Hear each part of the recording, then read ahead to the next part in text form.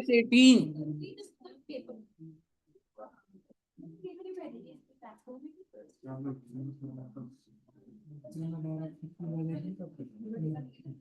Segment reporting. ओहो sir जी ये क्या होता है? अरे बेटे एक बात बताओ, एक एग्जाम्पल अगर लें, इसको भी लिखना मत आप, चाहे चलो लिख लो। अगर मैं आपको बोलूं, आप सही बच्चों को सैमसंग कंपनी पता है? Very good. सैमसंग कंपनी की सेल्स पता है कितनी हुई आपके हिसाब से? बहुत ज्यादा बहुत ज्यादा को नंबर में डालने की कोशिश करिए। लैक्स, करोड़, हजार crore, 10,000 crore. Let's take out to be 5,000 crore. बहुत अच्छी बात है। ये जो सेल 5,000 करोड़ की है, पीएनएल में दिखती है ना, पर ये कौन सी सेल है? 5,000 करोड़। क्या लग रहा है आपको? वो आएंगे अभी, अभी टाइम है। चश्मा लगा, चश्मा अबे यहाँ से कहा चश्मा लगा इतना तो दिखता है। अभी भी नहीं लग रहा। दूसरी सेल्स लग रहा। सॉक्स ज्यादा लग रहा है। एक बात बताओ, अगर मान लो आपको ओ, सपोज करो ओ लग रहा है, आपने कभी सोल्स वर्ड सुना? एक कॉमन सेंस भी तो होती है ना। सोल्स क्या होता है? SOLE। हाँ तो एस तो नहीं होता ना, सोल्स तो नहीं होता ना। बेटे एस लग रहा है क्या? वो भी हटा दूं? अरे पाइप क्यों लग रहा है? तो आपके ए के बीच में ना गैप नहीं है।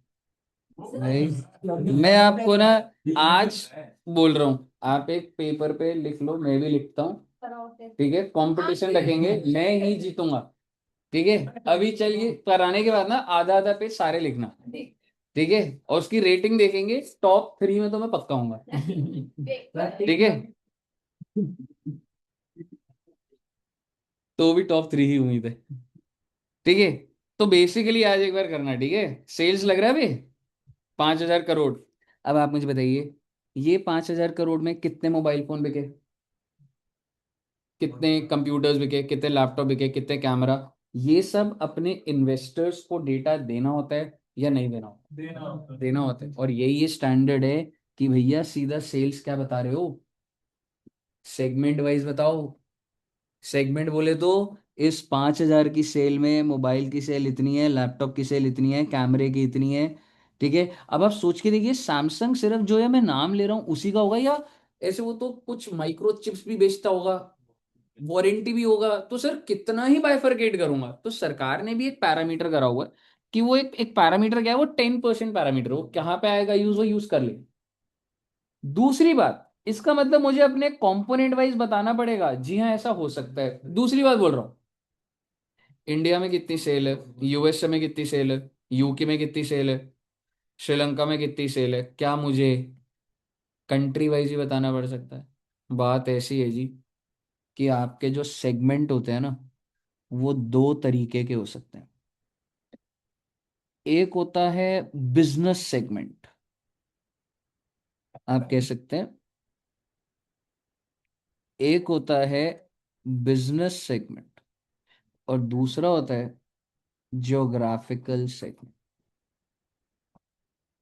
Geographical can be city wise also. Sir मेरा बाहर काम नहीं है, स्टेटों में बेचता हूँ, पर हर स्टेट में अलग रिस्क रिवॉर्ड्स, अलग स्ट्रैटेजी।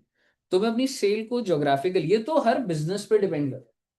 लेकिन पॉइंट ये है कि अगर आप मेरे इन्वेस्टर्स हैं, आप मेरा बिजनेस समझना चाहते हैं, so I can give you either on business और ऑन ज्योग्राफिकल। एएस कहता है कि इनमें से किसी एक बेसिस को पकड़ लो, और उसको क्या बोला जाता है? प्राइमरी रिपोर्टिंग, ठीक है? मुद्दे की बात यह है, बिजनेस सेगमेंट होता है कि आप ब्रेक कैसे कर रहे हो बच्चे, प्रोडक्ट वाइज या फिर सर्विस वाइज। सर जी 10 सर्विस देते हैं, अलग अलग सर्विस का डिटेल दे दूंगा आपको मैं। और ये है बच्चे एरिया वाइज। ज्योग्राफिकल का क्या मतलब होता है बच्चे, कि आपका कैसे चल रहा है एरिया वाइज। इनमें से किसी एक को अगर प्राइमरी बोला जाता है, प्राइमरी सेगमेंट, तो दूसरे को सेकेंडरी बोला जाता है। मतलब let suppose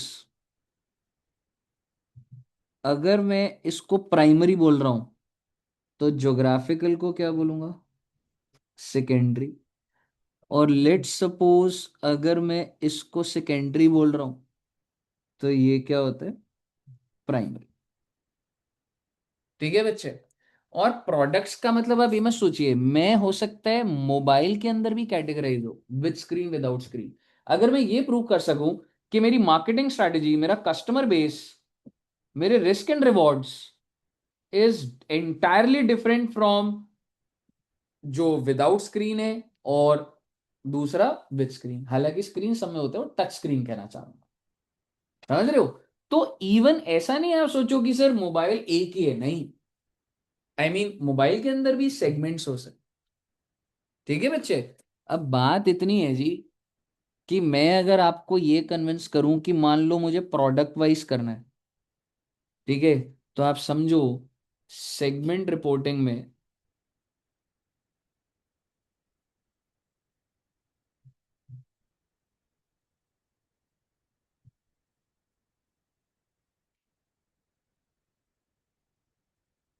A B C D E, ये मेरे प्रोडक्ट्स है।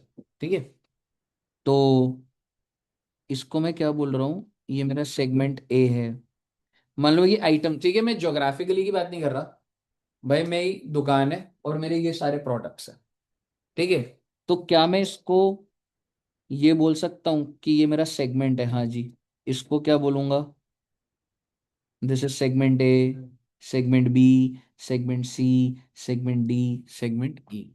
बट सवाल ये है कि क्या मैंने इन सब सेगमेंट को रिपोर्ट करना है? Let me just give you a general example. मान लो इसकी जो सेल्स है वो 500 रुपये, इसकी 600 है, इसकी 1000 है, इसकी 500 है, और इसकी 1500। तो मैं तो अपने पीएनएल में टोटल सेल्स लिखता हूं। टोटल सेल्स कितनी आ जाएंगी?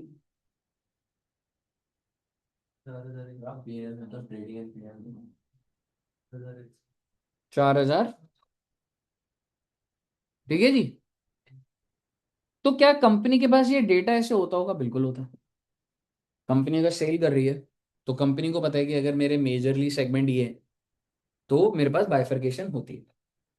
अब सवाल ये है कि क्या ये वाला सेगमेंट रिपोर्टेबल सेगमेंट है? अब आप बोलोगे अबे रिपोर्टेबल सेगमेंट क्या होता है?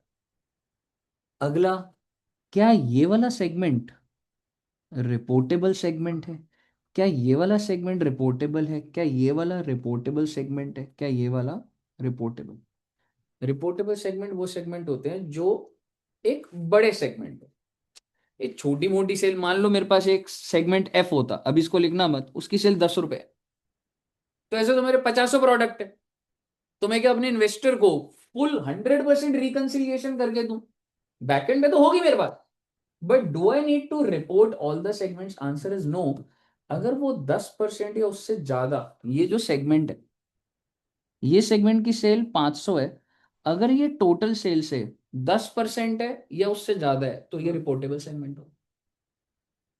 तो मैं आपको एक पूरा तरीके से लिखेंगे, मैं आपको ये कह रहा हूं कि अगर 10% और मोर है तो ये क्या बन जाएगा? अब सवाल ये, इज इट 10% और above? Yes. So is it a reportable segment? Yes. क्या ये भी है? ये भी हो जाएगा, ये भी हो जाएगा, ये भी। क्योंकि 10% उससे ज्यादा है भैया। 1500।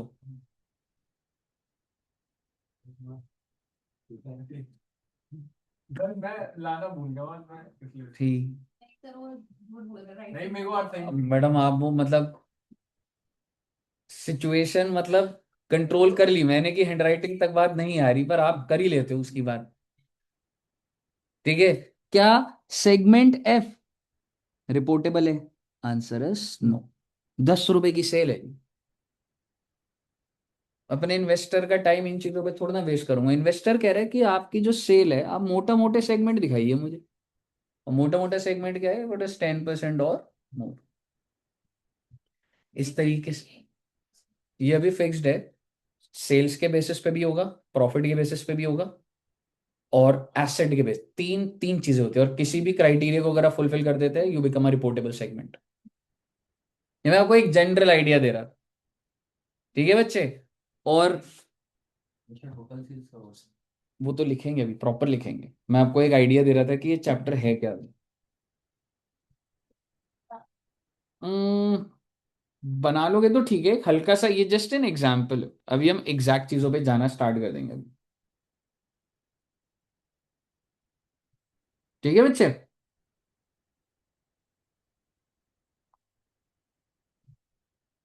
ये भी रिपोर्टेबल था, ये भी था, ये भी था, ये भी था, ये नहीं था। All clear till hair?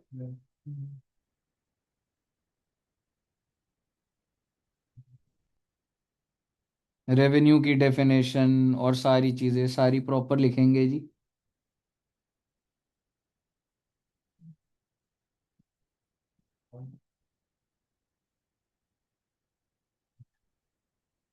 मैंने आपको 18 लिखवा दिया क्या? 17 है बेटी, 17। मैं गलती से 18 तो रिलेटेड पार्टी है बच्चे, सॉरी। AS 17।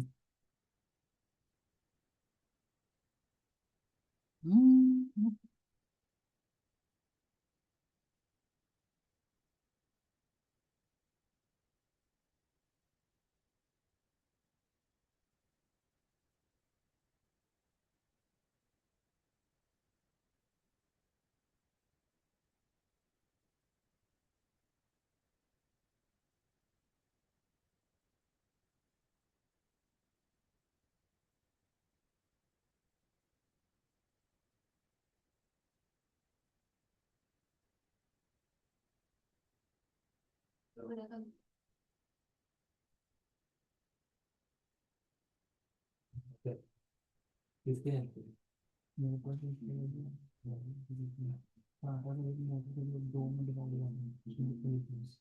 चलिए, आइए जी।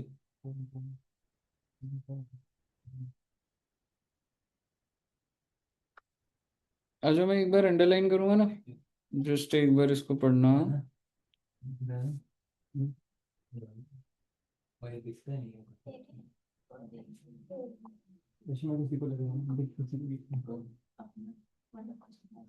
लगता है किसी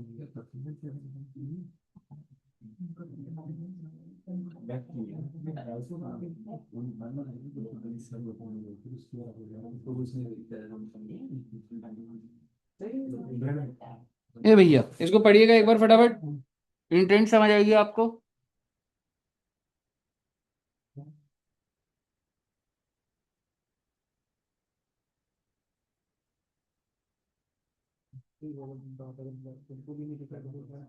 सर वही चीज है ना, बस इसमें ज्योग्राफिकल बोला एग्जैक्टली।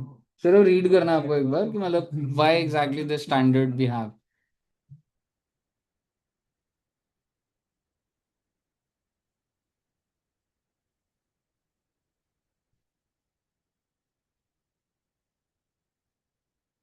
क्लियर है? पढ़ लिया? अभी पढ़िएगा। अगर एक कंपनी स्टैंड अलोन भी बना रही है और कंसोलिडेटेड भी बना रही है, तो उसको ये सेगमेंट रिपोर्टिंग स्टैंड अलोन पे करनी है, कंसोलिडेटेड पे करनी है।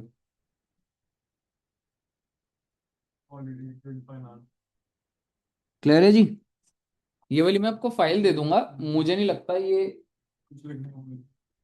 लिखवा दो ये वाली नहीं ना ना फाइल है। लिख लो चलो। यार बुक पे खाली मार्क बुक से करो। बुक पे फाइल भेज दो ना।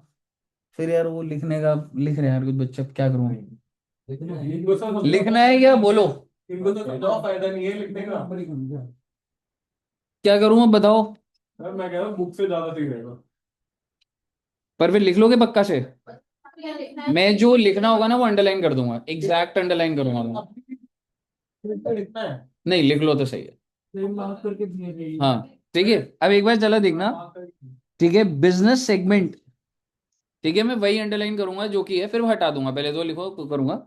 It is a distinguishable that is engage in providing individual product और सर्विस और a group of related product और सर्विस। ले दे के बिजनेस सेगमेंट क्या होता है, गुड्स के बेसिस पे होता है, लैपटॉप मशीनरीज उसके बेसिस पे होता है।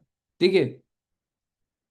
Factors that should be considered in determining whether the product और सर्विसेज आर रिलेटेड, मतलब भाई मैं कैटेगराइज कर सकता हूं। अगर मैं आपको ये बोलूं कि मेरा जो मोबाइल है ना और कैमरा है उसके सेट ऑफ कस्टमर सेम ही है नहीं है भाई, वो तो उसको बताओगा दुकानदार को, बट अगर वो सेट ऑफ सेम है तो क्या मैं उनको एक साथ एक बिजनेस सेगमेंट बोल सकता हूँ, बोल सकता हूँ। ठीक है, तो ये कैसे डिसाइड हो रहा है, what is the nature of the product, what is the process of production, what is the type of and classes of जो कस्टमर्स है, method to distribute the product, regulatory environment, ये सारे फैक्टर्स के basis पे ही तो segments बनेंगे। मेरा customer base क्या है, how I am processing them, मेरा डिस्ट्रीब्यूशन चैनल क्या है। ठीक है, तो इन फैक्टर्स पे मुझे पता लगता है कि मेरे बिजनेस सेगमेंट एक है, दो है, तीन है, चार है, कितने हैं, इस बेसिस पे। आपको बस इतना ध्यान रखना है, बिजनेस सेगमेंट का मतलब होता है आइटम वाइज, कि मेरे कितने प्रोडक्ट्स है। ठीक है, जैसे अगर मैं आपको एड्यू जंक्शन बोलूं, ठीक है, क्या आप मुझे बता सकते हैं हम लोग का बिजनेस सेगमेंट में कह सकता हूँ एक प्रोडक्ट सी हो गया, एक सी एस, एक सी एम में। अब अगर मैं बोलूँ सी यू टी भी है, फिर मैं आपको बोलूँ इलेवेंथ है, ट्वेल्थ है, और अगर इन सबका नेचर सेम है तो मैं ये भी बोल सकता हूँ एक ही सेगमेंट है, और अगर अलग है तो मैं अलग ही बोल सकता हूँ। मैं दो को मर्ज कर दूं, इसको एक सेगमेंट बोल दूं, भाई ये तो डिपेंड करता है ना भाई, इसके ऊपर थोड़ा ना एएस रेगुलेट करेगा चीजों को। डिपेंड करता, डिपेंड हो गया तो सारा, ऐसा नहीं होता एजुकेशन है तो सारा हो गया। यार अब एजुकेशन के अंदर, अब अगर मैं तेरे को बाइफरकेशन बोलूं, 11वीं की प्रोबेबिलिटी का रिस्क एंड रिवॉर्ड, और यहाँ पे क्या सेम है क्या? ठीक है, इसकी स्ट्रैटेजीज अलग है। ठीक है, इलेवेंथ का आपका 2 किलोमीटर के रेडियस के अंदर कस्टमर होता है, इसमें पूरे इंडिया लेवल पर हो सकता है, तो ये सब फैक्टर्स पे डिपेंड कर रहा है, समझ रहे? और अगर बोलूं नहीं ये अलग है, तो वो भी नहीं है, ये तो भाई जो एकदम कोर उसके अंदर होंगे। ठीक है, चलो आप बोल रहे हो सर हम कोर हैं, तो आप कह सकते हो मेरा यहाँ पे डिफरेंट क्लास ऑफ कस्टमर है, यहाँ डिफरेंट है, इधर डिफरेंट है, बोल सकता हूँ सेगमेंट अलग है। ठीक है जी। अब बात होती है सर ज्योग्राफिकल सेगमेंट क्या होता है। ज्योग्राफिकल सेगमेंट होता है डिस्टिंग्विशेबल कंपोनेंट। आप एक चीज समझना, कि जैसे यहाँ पर भी क्या लिखा हुआ था, स्टार्ट कहाँ से हुआ था, डिस्टिंग्विशेबल कंपोनेंट, तो यहाँ पे मैं तुम्हें थोड़ा सा अंडरलाइन और वो करा दूंगा।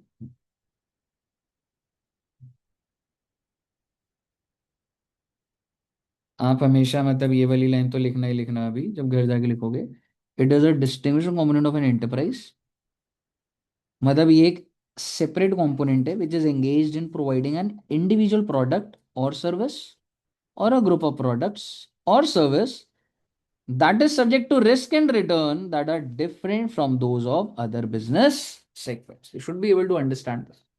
क्लियर है जी? और ये पैरामीटर्स है, ऐसा लिखने की जरूरत नहीं है, समझ आने चाहिए। ठीक है जी।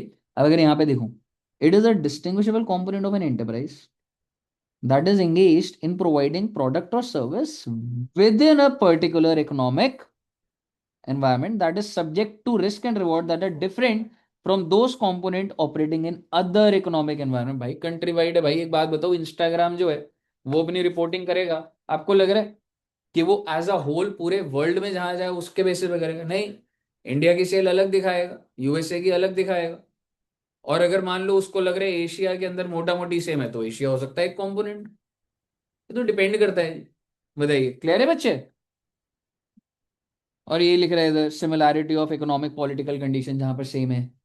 ठीक है, relation between operation different, proximity of operation, risk, exchange control, underlying currency risk, high level बात है। मुझे बताइए, क्लियर है? ये भी पढ़ सकते हैं हम।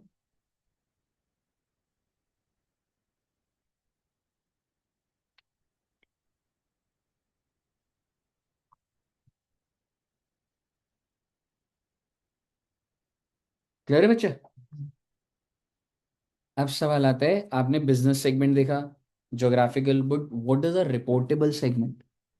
A reportable segment can be a business or geographical segment identified on the basis of foregoing definition for which segment information is required to be disclosed। भैया जिसके बारे में डिस्क्लोज करना है, और ये बिजनेस सेगमेंट भी हो सकता है और ज्योग्राफिकल सेगमेंट। क्लियर है जी? और बात इतनी सी है जी। आइए सबसे पहले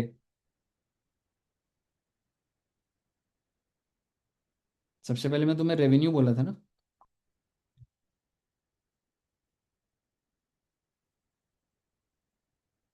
हम्म। जगह पे यार कहीं बॉक्स में बना होगा।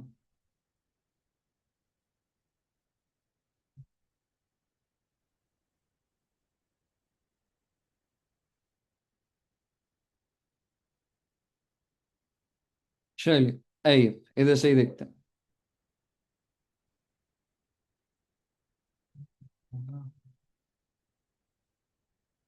एनीवेज, ठीक है। तो अब मैं आपको बताता हूं कि तीन पैरामीटर्स है बच्चों। ठीक है। सबसे पहला पैरामीटर है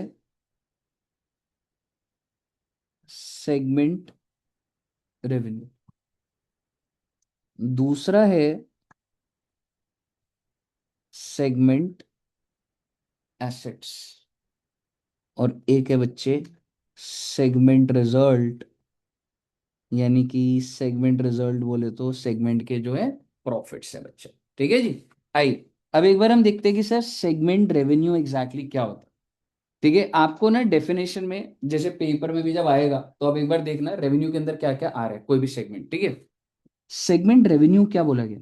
it is aggregate of portion of enterprise revenue that is directly attribute to a segment. Let suppose मेरा ये जो सेगमेंट है ना, ये मोबाइल का है। सैमसंग के अलग अलग प्रोडक्ट्स होंगे, तो मैं आपसे मोबाइल सेगमेंट की बात कर रहा हूँ। मोबाइल सेगमेंट की क्या सेल है, ये मैं आपको बता रहा हूँ। और आपके लिए कीवर्ड क्या है यहाँ पर, अगर मैं बोलूँ directly attributable to the segment, भाई मोबाइल की सेल कितनी है? पहली बात। दूसरी, portion of revenue that can be allocated on reasonable basis to the segment. इसका मतलब क्या हुआ सर, हेड ऑफिस ने बेचा कुछ, उस वजह से मोबाइल बिकता है।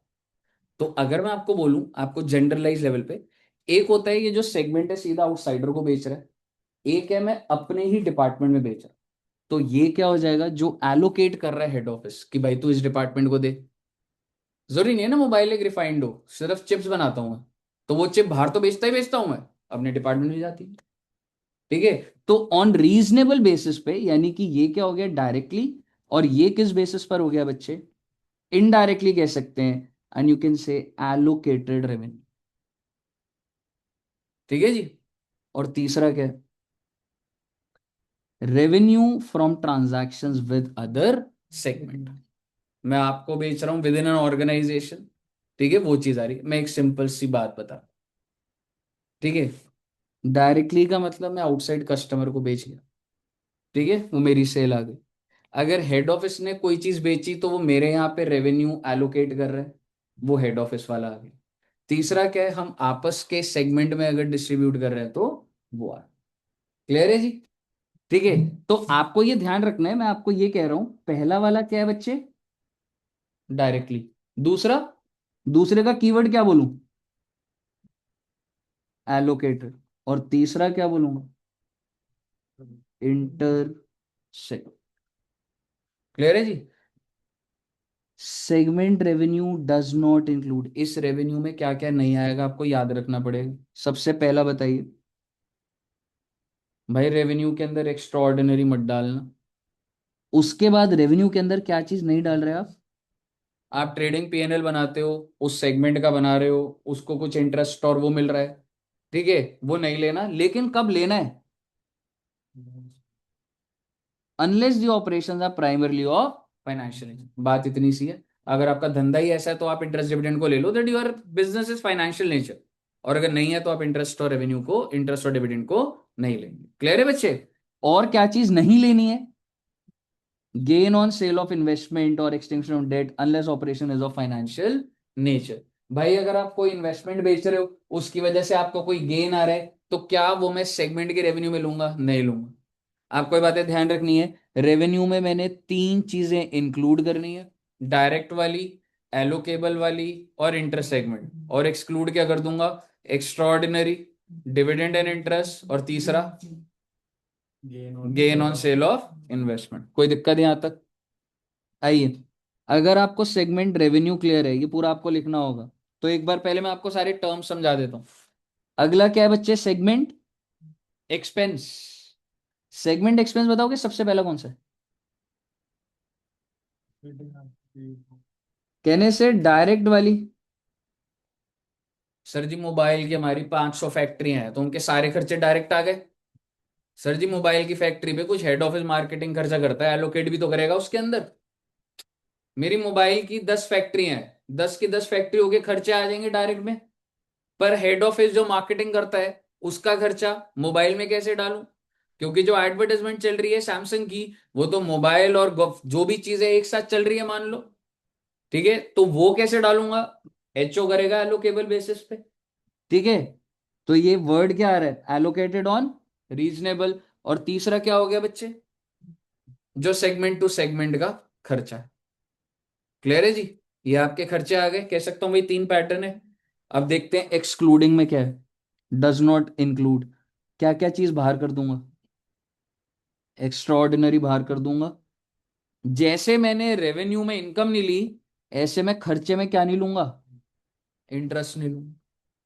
बस आपको इतनी बात बोलूंगा, आपने AS16 पढ़ा है, अगर आपका एसेट ही ऐसा है कि it is taking considerable time, it is a qualifying asset, तो आप वो वाला इंटरेस्ट जो आप इन्वेंट्री में जोड़ते हैं वो आप खर्चे में ले लेंगे। ठीक है, ये बात आपको कहीं ना कहीं लिखित दिख जाएगी, बट आप समझिए इंटरेस्ट को बाहर तो कर रहा हूं, लेकिन AS16 वाला इंटरेस्ट जो एसेट में जुड़ जाता है वो मैं ले लूँ। क्योंकि हो सकता है कि मैं DLF हूं और मैं घर बना रहा हूं, घर के ऊपर जो इंटरेस्ट है वो हो, तो वो ले सकूं। ठीक है बच्चे, थ्योरेटिकल बात है। अगला, ऊपर मैंने गेन नहीं लिया था तो यहां पे क्या नहीं लूंगा? उसके बाद इनकम टैक्स एक्सपेंस, ये ध्यान रखिए कि आपने इनकम टैक्स एक्सपेंस को नहीं लेना। और आखिरी point, general administrative expense, head office expense, other expense that at an enterprise level and relate to enterprise has a whole. मतलब ये एलोकेट नहीं हो पाए कुछ खर्चे जो जनरल हेड ऑफिस लेवल पर है वो। सर ये हम कैसे कंक्लूड? अरे बेटे किसी क्वेश्चन में आएगा ही नहीं। लेकिन आपको ये चीजें सारी पता होनी चाहिए कि रेवेन्यू का स्ट्रक्चर ऐसा है और उसके बाद मेरे खर्चे का स्ट्रक्चर ऐसा है। अब आप मुझे बताइए। हाँ तो ठीक है, sometimes are incurred as on behalf of segment, तो वो एलोकेट हो जाएगा, बस वही लिखा हुआ। मुझे बताइए, ऑल क्लियर टिल हियर? अब आप मुझे बताइए, what do you mean by segment result? Segment result क्या होता है जी? Segment revenue minus segment expense. Clear है? बस अभी होने वाला है, बस 2 4 5 मिनट और बोलूंगा, आपके सामने आ जाएगा पूरा स्टैंडर्ड। सुनते जाइएगा बात को फोकस से। आपको वो तीनों चीजें समझ आनी चाहिए थी। सेगमेंट रेवेन्यू पूरा ढंग से याद होना चाहिए, segment expense and segment result, first thing. Next is segment asset. भाई एसेट क्या? भाई मोबाइल की 10 फैक्ट्री हैं, जो जो वहां प्लांट मशीन सारा होगा डायरेक्टली, जो भी उन फैक्ट्री, मोबाइल मैन्युफैक्चरिंग फैक्ट्री है, सारे एसेट। उसके बाद हेड ऑफिस के कुछ एसेट जो यूज हो रहे हो, एलोकेबल। ठीक है, तो वही आ जाएगा, आइए देखते हैं। Those operating assets that are employed by segments in operating activities either directly attributable to segment or can be allocated to segment on reasonable basis। कहने का मतलब है, एक तो डायरेक्टली वाले आ गए और दूसरे कौन से? एलोकेट। इसमें कोई ये नहीं है कि मैं दूसरे को दे रहा हूँ, फिर वो लॉजिक नहीं बैठ रहा। फिर रेवेन्यू में तो बैठ जाता है कि मोबाइल वाले ने उसको आगे वाले को बेच दिया अपनी कंपनी में ही किसी को। हाँ सर, वो चीज़ है बच्चे। अब ये लाइन बहुत अच्छी है, ये आप समझाइएगा।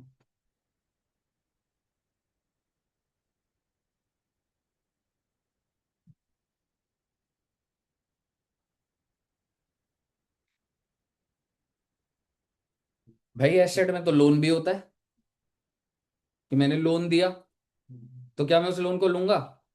अगर मैंने उस लोन के ऊपर इंटरेस्ट और डिविडेंड कंसिडर करा है तो मैं ले लूंगा। और अगर मैं इंटरेस्ट और डिविडेंड को कंसिडर नहीं कर रहा क्योंकि मेरा वो धंधा नहीं है, तो भाई तू एसेट ही मत ले फिर उसको। Make sense? अगर मैं ऊपर रेवेन्यू में इंटरेस्ट ले रहा होता, इनकम, तो मैं ले लेता। समझ रहे हो? क्लियर है ना बच्चे? ये अभी भी पढ़ा हमने लास्ट स्टैंडर्ड। एसेट के अंदर क्या मैं DTA को लूं? भाई जब तुम खर्चे में टैक्स एक्सपेंस नहीं ले रहे, तो एसेट में DTA भी नहीं लोगे। Acid use for general enterprise act, यानी कि ये वो खर्चा है जो कि क्या है बच्चे, अनएलोकेटेड। कोई दिक्कत? सेगमेंट एसेट डन है बस बेटे। सेगमेंट लाइबिलिटीज, सेगमेंट लाइबिलिटी क्या होगी? मोबाइल की फैक्ट्री है मेरी सिर्फ, बाकियों की फैक्ट्रियां भी अलग है, जो जो बोरोइंग है इसकी, और इस बोरोइंग में लोन ले लूंगा। भाई अगर इंटरेस्ट एक्सपेंस ले रहा हूँ तो बोरोइंग भी ले लूंगा, ऊपर खर्चे में भी था ना। अगर आप इंटरेस्ट एक्सपेंस नहीं ले रहे तो यहाँ लोन भी मत लो, ऊपर इंटरेस्ट एक्सपेंस ले रहे हो तो लोन ले लो। ठीक है बच्चे, आइए पढ़ते हैं। दोज ऑपरेटिंग, थोड़ा सा कोशिश कर लेना, वैसे डेफिनेशन के बेसिस पे आता नहीं है, बट अब देखेंगे बार बार वो operating asset, operating liability, operating expense ऐसे करके लिख रहा है। From operating activities that can either directly attributable to the segment या फिर एलोकेटेड, यानी कि दो तरीके के हो गए, या तो डायरेक्ट वाले या तो एलोकेटेड। और ये लाइन पढ़ के बताना समझ आया आपको?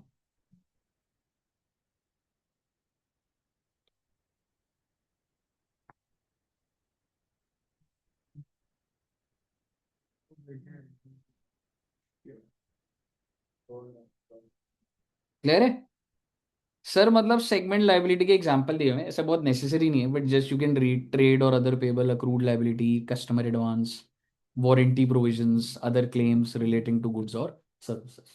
जनरल है, मतलब ऐसा नहीं है, मैं कैटेगराइज नहीं। लाइव भाई जब डीटीए नहीं ले रहा तो डीटीएल ले लूंगा क्या? नहीं लूंगा, क्योंकि ना तो मैंने इनकम टैक्स का एक्सपेंस लिया, ना मैंने एसेट में डीटीए लिया, ना मैंने लाइबिलिटी में डीटीए लिया। ठीक है जी। Borrowing and other, other than for operating, सीधी सी बात है। वो बिजनेस के लिए अगर नहीं है, बिजनेस इन द सेंस, अभी मैं सोचो सर मैं कंस्ट्रक्शन कर रहा हूँ तो वो अगर मैं ऊपर इसको कनेक्ट ऐसे करा जा रहा है, अगर ऊपर इंटरेस्ट एक्सपेंस और वो नहीं ले रहा तो मैं नीचे वाली बोरोइंग, आपको क्वेश्चन ऐसे हिंट दे देगा। कोई दिक्कत?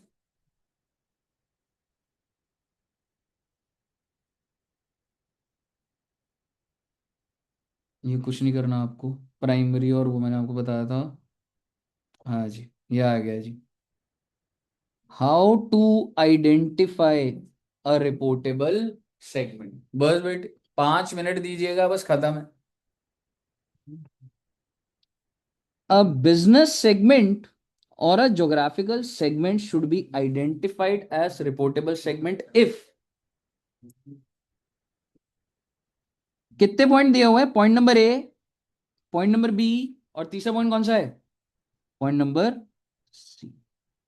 और एक बात बता दूं, इनके बीच में एंड लिखा है या और लिखा हुआ? अगर आप ये तीन क्राइटेरिया है, अगर इसमें आपने किसी एक में भी आप अग्री हो गए ना, तो आप रिपोर्टेबल सेगमेंट हो। आप सब मान लो अलग अलग प्रोडक्ट्स हो, आप सब बिजनेस सेगमेंट हो, but you will be reported और नॉट, अब डिपेंड करेगा। और सबसे पहला पॉइंट क्या है? If revenue from sales to external customer and from transaction with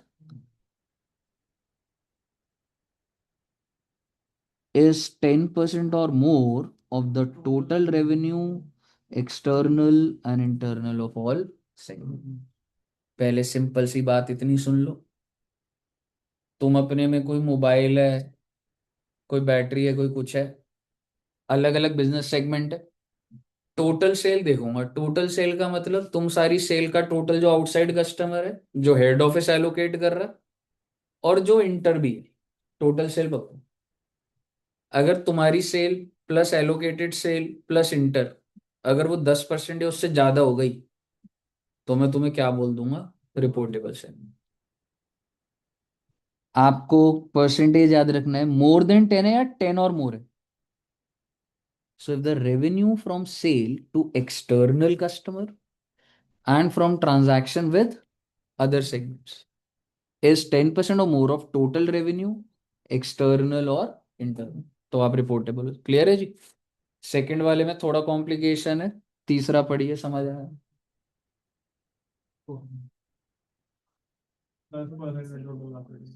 भाई टोटल एसेट देखूंगा, ठीक है, और आपका अगर 10% उससे ज्यादा है तो रिपोर्टेबल कर दूंगा। यहाँ तक क्लियर है? दो बातें रहेगी, सीधा केस स्टडी आने वाली है।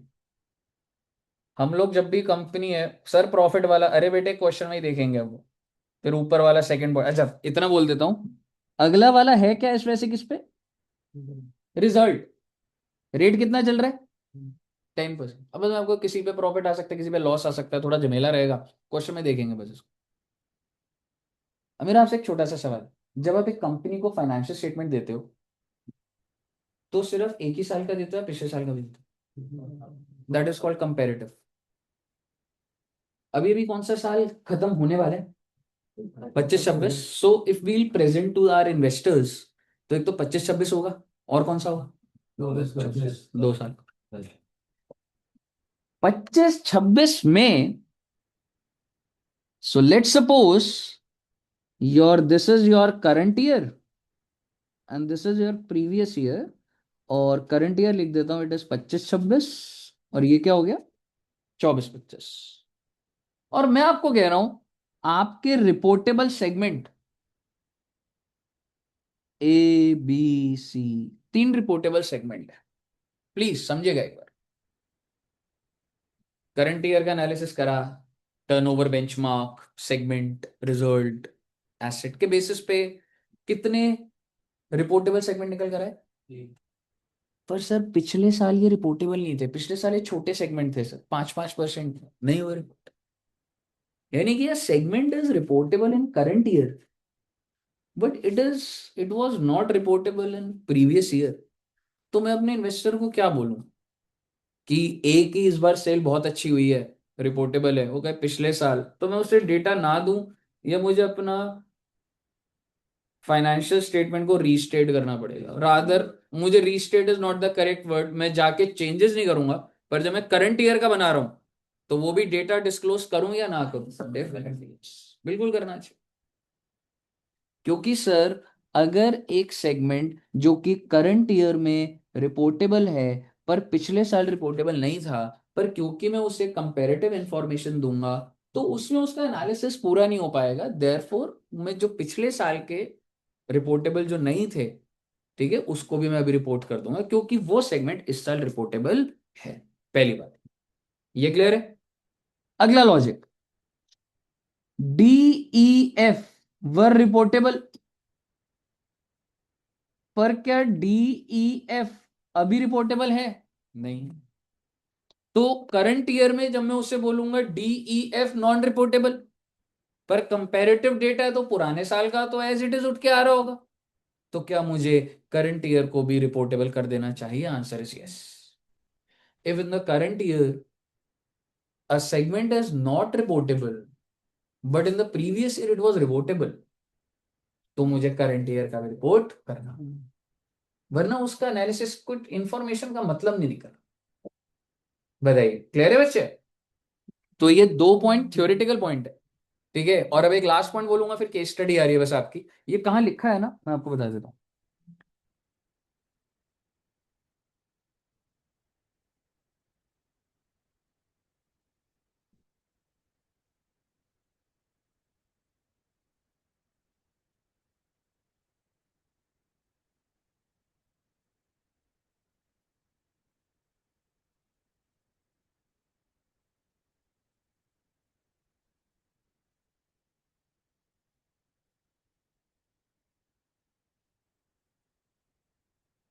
क्लियर है बच्चे, क्लियर है ना। वही 2 बातें थ्योरेटिकली लिखी हुई हैं, लास्ट बात करूंगा और खत्म है।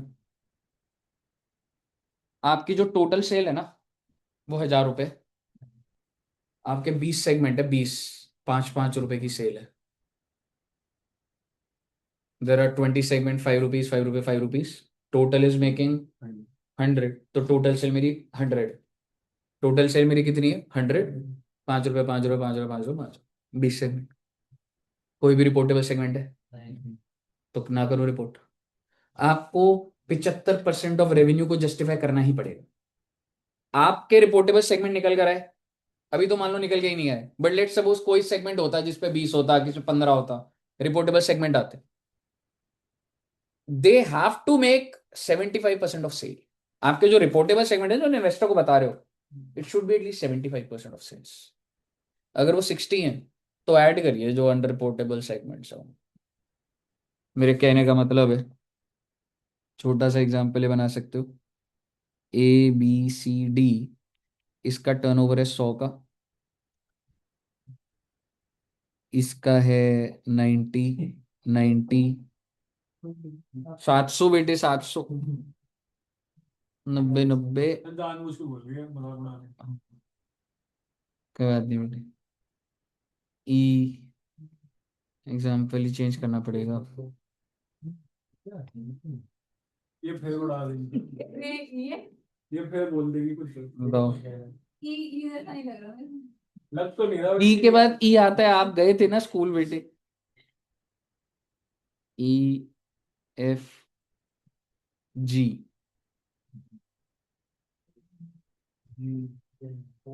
100 रुपये, 100 रुपये, 100 रुपये, 100 रुपये, 100 रुपये, 100 रुपये, 100, कितने हो गए ये? 7, 700। H का है 300। ओ माई गॉड, टोटल बताइए, रिपोर्टेबल बताइए। सारे रिपोर्टेबल हो गए तो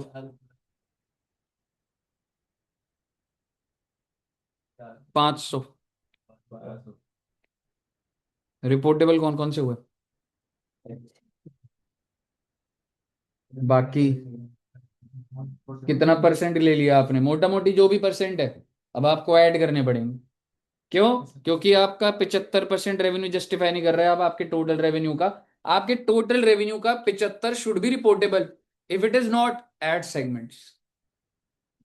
जब तक 75% नहीं होता। कोई सा भी सेगमेंट कर सकते। लॉजिकली जो बड़े रेवेन्यू के, अभी मैंने इक्वल कर रखा, लेकिन जिसकी सेल ज्यादा है उसी को दिखाना चाहिए। क्लियर है बच्चे? ओके, आखिरी 3 लाइनें पढ़ लीजिए। बस इसमें ये ध्यान रखना, यहाँ पे जो रेवेन्यू की बात हो रही है ना बेटे, वो एक्सटर्नल की होगी।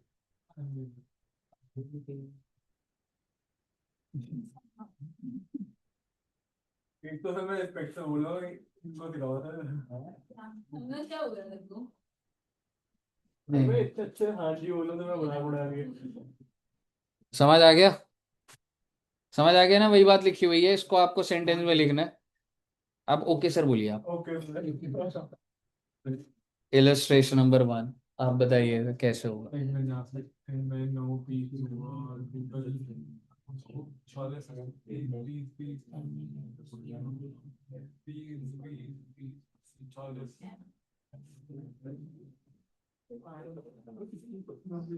वो तो ये कह रहा है बस ये 2 रिपोर्टेबल सेगमेंट है,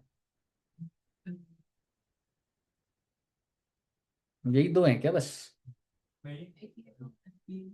पहले एसेट के बेसिस पे कंक्लूड कर लो। ये रिपोर्टेबल है एसेट के बेसिस पे। ये O P, oh my god, Q R नहीं है। तो लॉजिकली ये जो भाई बोल रहा है वैसे तो गलत ही है अभी पहले तो, क्योंकि पहले टेस्ट के बेसिस पे ही एसेट पे ही तो ऑलमोस्ट सारे। अब आ जाओ एक बार रेवेन्यू पे देखते हैं सेल के एंगल से। वैसे तो ना मुझे दोबारा वो काम करने की जरूरत नहीं कि मैं इसको दोबारा चेक करूं। समझ रहे हो? जब कोई चीज किसी एक बेसिस पे भी रिपोर्टेबल हो गई है, तो मेरा टारगेट होना चाहिए सिर्फ आर के ऊपर। बट एक बार फिर भी थोड़ा सा रेवेन्यू ये वाला हो रहा है वैसे, है ना? कितना हो रहा है? हाँ ठीक है, ये नहीं हो रहे, लेकिन इससे कोई फर्क नहीं पड़ता because they are getting reportable parameters में आ रहे हैं पहले वाले। अब मेरे को आपको सिर्फ और सिर्फ रिजल्ट वाला सिखाना है। वो नेगेटिव है। ठीक है जी। अब इसमें आप देखोगे कि किसी को प्रॉफिट हो रहा है, किसी को लॉस हो रहा है। आपको इनको मर्ज नहीं करना, आपको प्रॉफिट वालों को एक तरफ करना है और लॉस को एक तरफ करना है। ठीक है बच्चे? आप एक बार मुझे प्रॉफिट के आइटम्स बताएंगे? 10 10 30 और लॉस का 190। मैं प्रॉफिट वालों को ब्लू में कर देता हूं। कितना आ गया ये? 100 आ रहा है ब्लू वाला, यानी कि 100 रुपए के क्या है आपके प्रॉफिट, और लॉस कितने के? 200। ठीक है जी। अब मुझे क्या करना है? अब ये देखिए, if the segment result weather profit और लॉस इज 10% और मोर ऑफ, क्या बोल रहे हैं, हमने क्या करा अभी, combined result of all segment in कितना आया 100, combined result of all segment in loss कितना आया, इनमें से क्या पकड़ना है, इसका मतलब मेरे लिए रेलिवेंट क्या हो गया, अब आपका चाहे प्रॉफिट हो चाहे लॉस हो, अगर वो 10% से ऊपर है तो होगी बात, बात इतनी सी है। आखिरी वाला ही देख लो 30, पहला वाले से शुरू कर सकते हैं हम, वही 10% का पैरामीटर, ठीक है, तो पहला वाला रिपोर्टेबल हो जाएगा, दूसरे वाला, थर्ड, ये भी नहीं, ये भी नहीं, all the segments are reportable segments, 30/200 भी आपका रिपोर्टेबल, ऑल क्लियर टिल है। आइए बच्चे, इलस्ट्रेशन नंबर 2,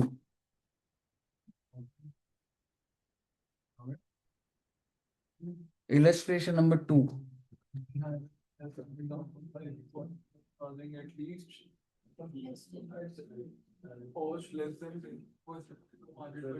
आपको एक बात बता दूं, कंपनी की इंटरनल पॉलिसी है, मैं एक डिपार्टमेंट हो, एक डिपार्टमेंट हो, मैं उसमें 10% जोड़ू, 20% जोड़ू, इससे कोई एएस रेगुलेट नहीं करे, समझ रहे हो, तो आप इसको पढ़ेंगे तो it is companies internal policy.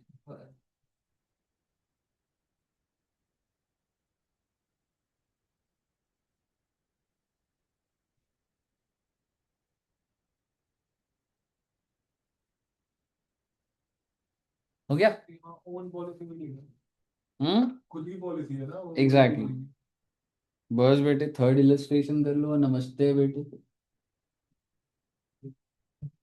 ये तो दिखे नहीं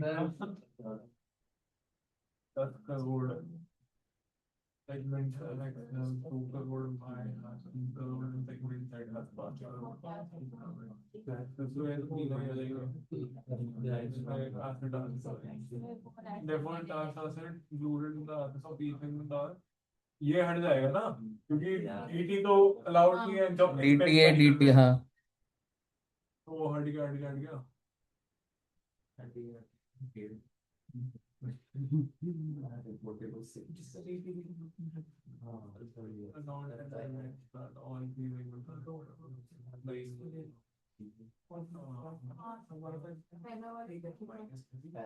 अरे एसेट, टोटल एसेट भी रिवाइज हो जाएंगे आपके, डीटीए हट जाएगा वो, कितना अरे, देख लो आंसर के साथ देख लो, अगर हो गया तो बस सेटल है सारे।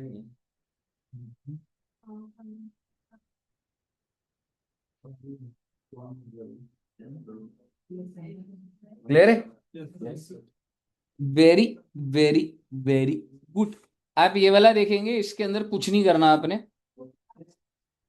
फोर्थ इलस्ट्रेशन के ऊपर मैं भी आ रहा हूँ, हाँ जी, लास्ट नहीं है बेटे, अभी एक और इलस्ट्रेशन भी है, आपने लास्ट बोला, चलिए पहले एक बार ये पढ़ लीजिए फिर ऊपर वाला बता दूंगा मैं। तीसरे के बाद हाथ जोड़ना, नहीं यार देखो यार, अभी तो 4:16 है, अभी भी 14 मिनट्स हैं अभी हमारे पास पढ़ने के। हमें पता है अकाउंट्स की क्लास है टैक्स बार लिखने को जो सब पहले लगते थे ऑडिट के बाद ना बैठा नहीं जाता वो तो है, करो क्वेश्चन करो।